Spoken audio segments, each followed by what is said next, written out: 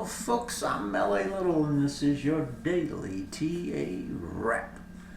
Where we take a look at these markets and we do it from a different perspective, the neoclassical one, asking ourselves each time, what happened today? What does it tell us about the coming ones? I come on here and do this show 4 times a week, Monday through Thursday, live at 9 o'clock Eastern Time here from the base of a hailstorm today here in the Rocky Mountains.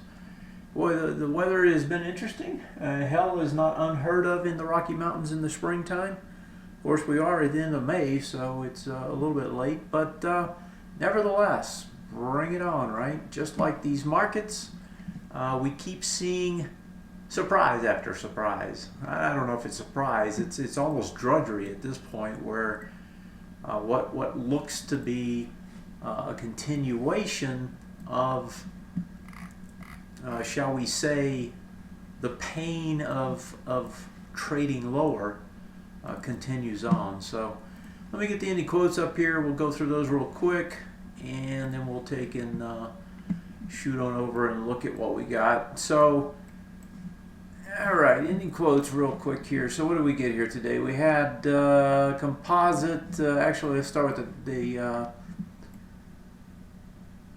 industrials. Industrials, 137 lower. They were down about 160 at one point. 40, about 175 actually.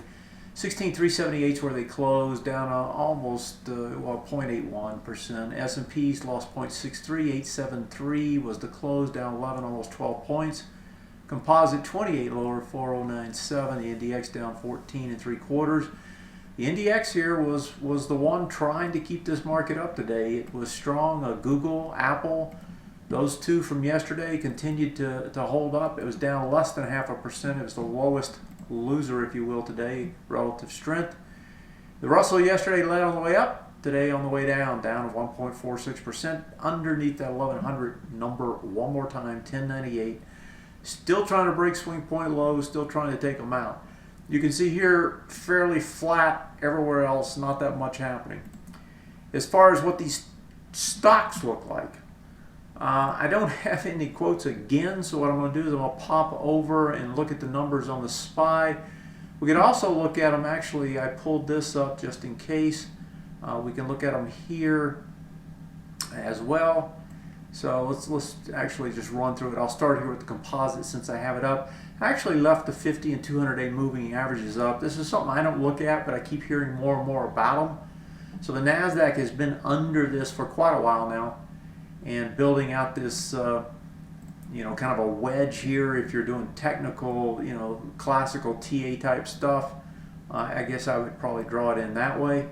It's trading one side or the other wants to break. Typically, when you have these things in classical TA literature, this says it should break in the direction of the trend, and that trend is down. So, if you were looking at it from that perspective, that's what it would be telling you.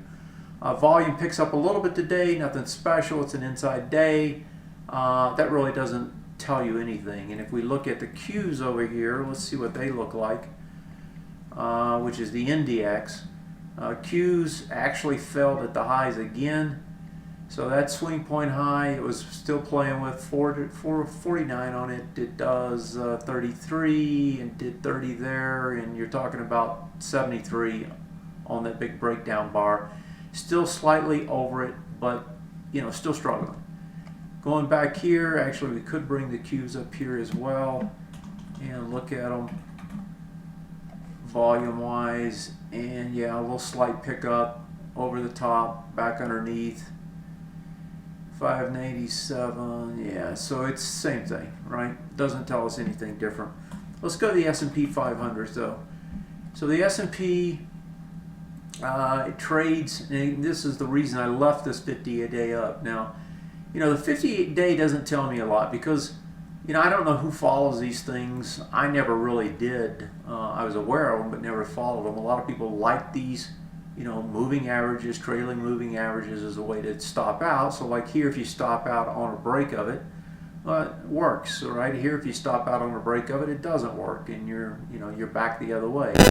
So, I don't know. It depends on what your rules are and what you're trying to do. But all it is a lagging smoothing mechanism, right? And it's down there playing with it again. So the S&Ps trade lower, volume picks up a little bit. Yesterday's low, 1872.42, closes at 1872.83, so just above it. And, you know, I don't know what else to say. That's about all there is to say. Now, if I look at it on the SPY, looks a little bit different because the SPY actually was kicking in with quite a bit more volume compared to yesterday. But still, inside type day, well, it wasn't inside, but, you know, the close was still right at yesterday's close. The real key is this breakdown bar. That was 187.17, hasn't got back inside of it yet. So if we go back to the whole ideal here, you know, we've had a big range. The majority of that range has been in this area, and actually in this area, right? And it's gone over it once. Get that one off. It's gone over it once, over it again here. Both times reeled right back in. Doing a retest regen, still holding it, but trading back down. The volume spikes are to the downside. I mean, you can't ignore the fact that there really isn't anything except for this big drift, big push down followed by a push up. Until you get back to here, there's nothing there, right? It's just 3 spikes down has been the only volume tells whatsoever. The rest of it has just been a lot of chop. So when I look at the S&Ps, it doesn't really tell me much. Now, I want to pop over and we'll pop into this to look at the industrials. Now, the industrials are set up to actually finally break, and they're actually joining the party, and I will pull them up here just to show you those swing points. The 2 swing points are here and here. So if we go back to the chart where we have some volume, this ABCD structure now, let's draw some of these things in because there's a lot happening here. So there's an ABCD structure now in place, a bearish one, from here down. That takes you down to about 1692, I think it was, which 16,192, which takes you into the tops of this area. And that is a reasonable area to think that it could trade to. The other piece of what's happening, though, is the retest regenerate. Remember, we had a retest regenerate. We came back last Thursday on this big spike down, you know, volume expanding relative to all the others here. Spikes down, gets down towards the bottom. The S&P did it on the same day. They both, remember, they didn't have significant volume compared to what they were breaking into. And the result of that was the call that I made that we'd get a bounce out of there. And we got the bounce, and although here it was weak, we got the bounce Friday and Monday. S&P's much better bounce, a much better bounce on the Russell, so forth. But then today, it actually breaks below that low. So what does that tell you? It tells you it is not going to regenerate higher more than likely, right? That's not going to be the case. So if you're not going to regenerate higher, that says you're back into a range trade. What's the range trade on the Dow? Well, actually, let me pull this back just a little bit further, but I believe, yeah, it's right here. I believe you're going to see that range continue on, which is the range that's been in place here for quite a while, and is really about there. And we're about halfway into it, right? And it wants to trade down to this area at least. And given that it's going to break multiple swing points on the way down, it looks like, and those swing points, again, for reference, are here and here, that's going to probably propel it, if it breaks them, and propel it right down to here at least, and potentially on down to the low of the range. So the Dow now actually is starting to break down and join once more, join the NASDAQ, join the weakness in the Russell, and try to break to the downside, which leads us to the Russell. So let's pop the Russell up. Let's go back to this chart to start with, and though we won't have the volume here, and I don't have it I don't have it on stock charts. They don't carry it. We can at least look at the structure, right? And the structure is, today again, it was playing with this swing point low, 1095.79 on the Russell itself, closed over it, closes at 1097. Now if we go to the IWM, and we use the IWM as a proxy, which I think is probably going to be a right proxy, once we see those numbers tonight, and maybe they'll be on here before the show is over, and if so, I'll bring those to you. But if we look at this, that low 108.66, we trade down below it. We're doing on the IWM, we're doing 88.4 into 77, into 64, 76, and the largest one 75. So you can see you're banging into this one more time, and you're trying to break it down. And it looks to me like, folks, given the way we bounced up with absolutely no volume, that this time it is going to try to break it finally. And if we go back, let me see, I believe the Russell, yeah, so the volume tail's not nearly as bad here, but lower as we climbed higher. Now, if we do the projection, and we can use the IWM, if we do the projection, that projection is 113 roughly to 107. That's about 6. That's about 560. 560 off of here is going to take you to 106, 105, about 105.50 or so. Okay, so where is 105.50 going to take you to? Let's go to the weekly. 105.50. Remember, it's about to break this swing point low as well. That's 109.32, and right now we're under it. 105.50 is going to break this one. It's going to break this one. Right? It's going to break them all. They're all clustered there. And if they start to break, folks, you're going to see those other indexes, the Dow, the NASDAQ, the NDX, all of them trade lower again, right?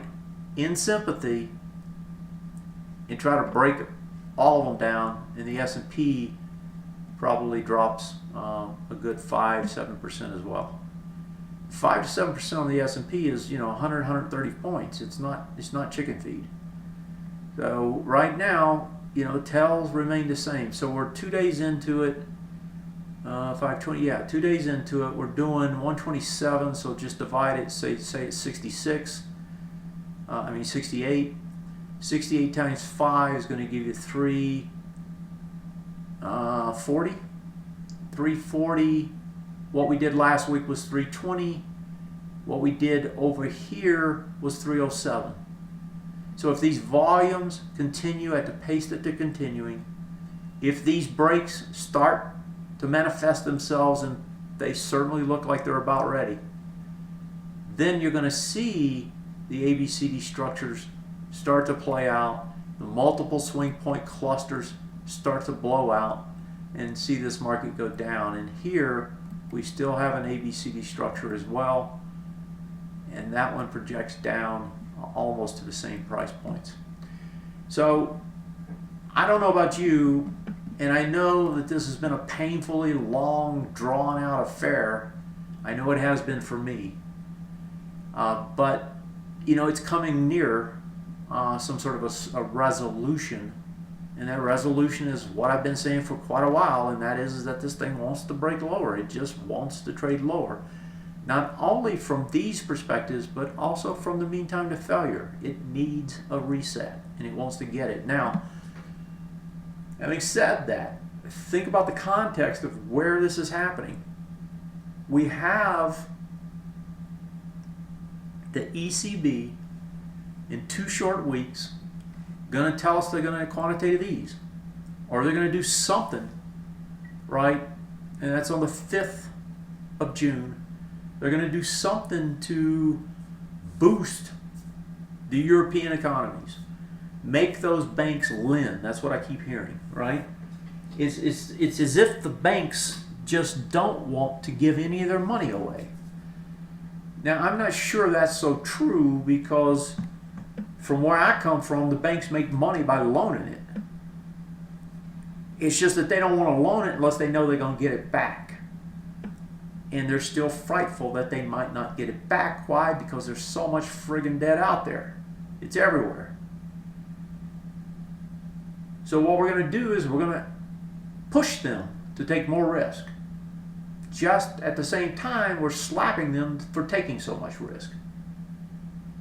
It's a two-edged sword, folks. You can't have both of them. And, you know, this nonsense of the banks won't lend. Well, yeah, sure. They won't lend because there's nothing to lend to. Either people don't want it, institutions don't want it, or the banks don't want to lend it to the ones that want it because they're too risky, in their opinion. So, anyway, the fact that the ECB is going to do what it's going to do, I believe when these break, you're going to see a faster move down, and that faster move down is going to set up the buy. And, you know, be prepared, because that's the way it's going to play out. You know, it's always the way it plays out. And it still won't be the end of this market. I mean, because this thing will probably climb all the way back up again. I mean, I don't want to sound bearish. I want to sound astute with respect to the setup. And the setup is a trade lower that turns around and trades back up.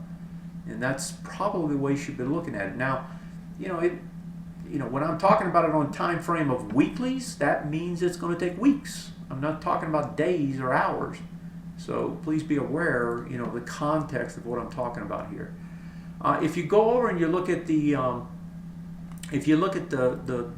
major sectors, I don't see what's going to take this thing higher. And matter of fact, let's start with some of the things that started breaking today and why the industrials are breaking like they are. So if I come here and I put it on the daily and I look at the XLI, well, the XLI we'd already talked about came off with volume, right? Got a weak bounce up, tested it yesterday. We talked about it failing yesterday. What does it do today? Comes off, volume expands again. What does it have? 2 swing point lows below it. What does that want to do? It wants to go to the bottom of the range. Most all of them are trying to set up this way.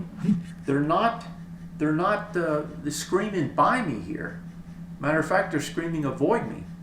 If we look at the financials never even got over that swing point and was able to hold it all the way up, unable, right? If you look at the only one that's been showing the strength is the XLK, and last night we talked about it failing at the highs. Well, it failed again tonight. You know, I don't see how that one's going to take us up. XLV still hanging there, but that's not exactly where I'd stick my money. We have XLY doing a lot of the reporting this week in terms of what earnings are left. Well, I don't see those guys taking us higher. Who's going to take us higher? Where's it going to come from? Is it the stocks? No, the only thing holding us up the last couple of days has been 2 stocks. You know, Apple and Google. There's nothing else taking us up. There's nothing else keeping us up there. It's just not happening. So when you look at it from that perspective, I don't see anything in these sectors telling me that we can go higher. I don't see it in the indexes. Folks, you know, we're drowning slowly. And it's a painful drown. Nobody wants to go down for the count. Nobody wants to leave the market, and they won't until they're forced out. That's always the way it happens. All right, let's see what else we got here. So overseas, I didn't even look at overseas. I know what they did though. I know the Nikkei is in danger of trying to break out those lows. We can pop in there and see what it looks like. Of course, I'm not going to have tonight's numbers actually, so it's not going to do any good. But the Nikkei's down here trying to grind out these lows probably tonight, given our weakness today. Let's pop over and take a few questions real quick. Now, I had one email. Let me take it first or I'll forget. So let's see. So Barnes asked me, I was listening to the radio show you have up on your site. Okay, and one he's talking about is here. Matter of fact, you can click in there and listen to it if you want. Of course, I don't have it on right now for you. I don't have the speakers on, but you can pop in there and listen to it. So anyway, the point was, he says, you mentioned G-log on its earnings miss. And can you discuss how to use the site, the TA Today site? Let's pop up G-log here. How to use the TA Today site to determine the sectors, subsectors, and specifically how you selected G-log. It shows up in the IYT, which seems to be strong. It's bearish, short-term on the cube. How is that relevant here? Well, let's try to quickly answer these. So the earnings, I did an interview. That interview was done on Friday, which is May 16th. Was it Friday? I don't remember. I think it was Thursday, actually, I did the interview. But anyway, no, actually it was the day of the earnings. It was this day. It was May 14th. And so that morning, G-log reports earnings, gaps down, and has a swing point low over here, has this big wide price spread bar. But right now you have to be trading, for the most part, you have to be trading off the weeklies, not the dailies. And if you go over the weekly, you know, when you're asking me how do you use these charts, well, actually what you see here is what I saw that day, except for this resistance zone wasn't like it was on that day. But this support zone was there, and it still is. And the bottom of that support zone, 2305. And you could see the volume was huge there, 10.5. Here you got, you know, ended up that week doing 7.4. So it did pretty good volume into that price point. The low was 22.90. I actually stuck a order right at that support zone, believing that it couldn't break it out. And I, you know, had the opportunity to look at the earnings real quickly to see what they look like. And the earnings did not look bad. The problem with this stock, and this has nothing to do with the site as much as just what the stock has done, this stock has gone all the way from like 12.50 to 28. So it's going up 16 bucks. So that's like what, 140% or something? I don't know what the number is, but it's big, right? And it did it pretty much nonstop all the way up. Then, anytime you get high volume highs like this, right, big spikes up after a big long extended run, and when I'm talking vertical, right, this is a good 60-degree angle. You know, 45 is like that. This was kind of a 40 or so. But when you go off and you get into these 60, 70-degree angles and you get blow off top volume, that usually defines a range. And then you get a test of it right here. That's a test. That tells you it's a range. So now the only question is where's the bottom of the range? And this I talk about in my books. So if you pop over, and if you want to understand how to do it, you pop in here and you read the book and you see how the book talks about it.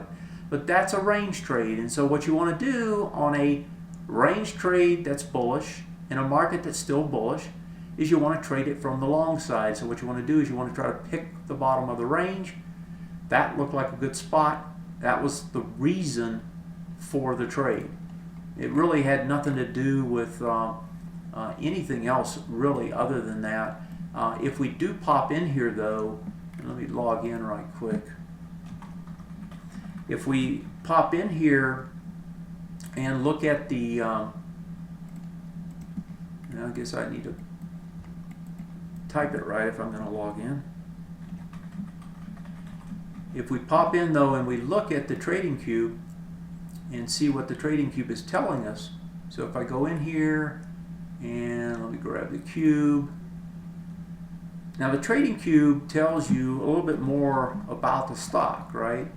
It tells you, for example, what sector it's in, which is, you know, what Mr. Baum was pointing out. It's bullish but bearish short term, right? So if it's short term bearish but bullish longer term, as we go into that and we see that the push has been the upside, I call that a temporary, you know, a temporary setback in terms of the bearishness. So as it comes back there and you look at it, you know, it doesn't have, even now, after a huge run, it doesn't have a crazy PE. They're still paying a dividend. They're in an expanding sector, and look at their earnings growth and revenue growth.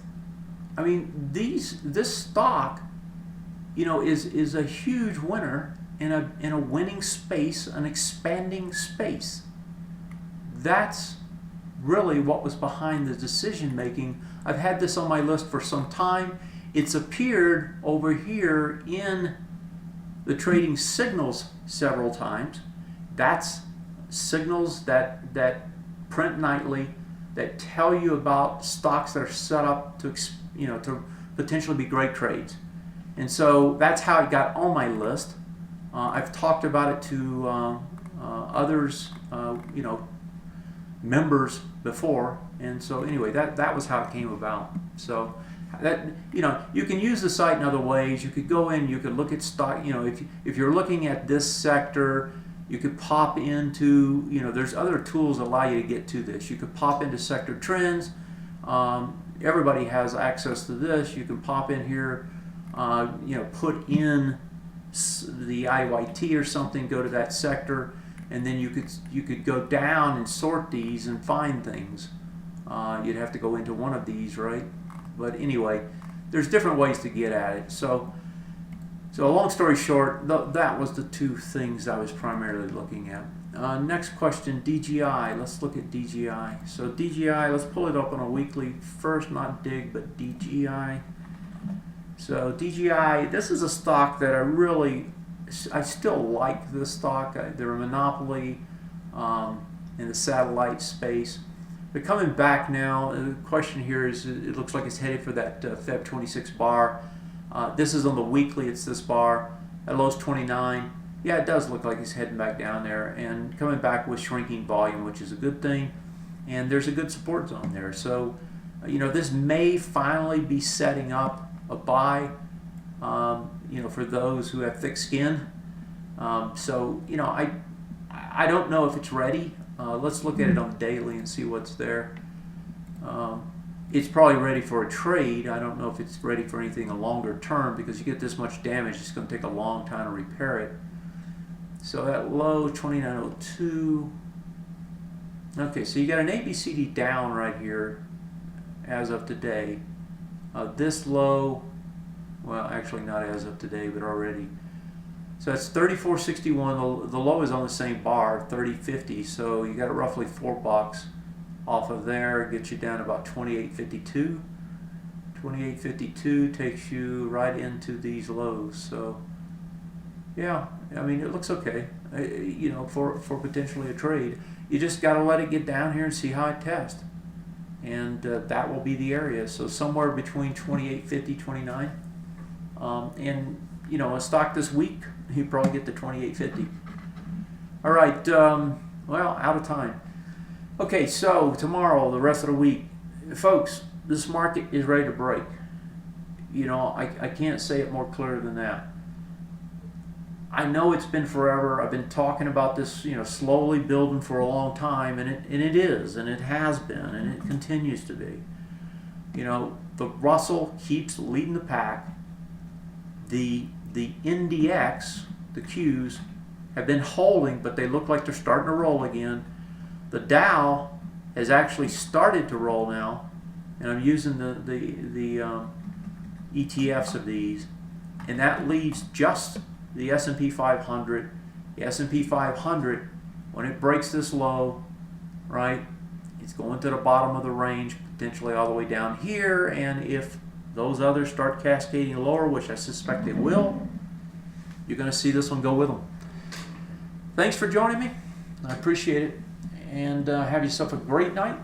And I will talk to you tomorrow. Take care, folks. Good night.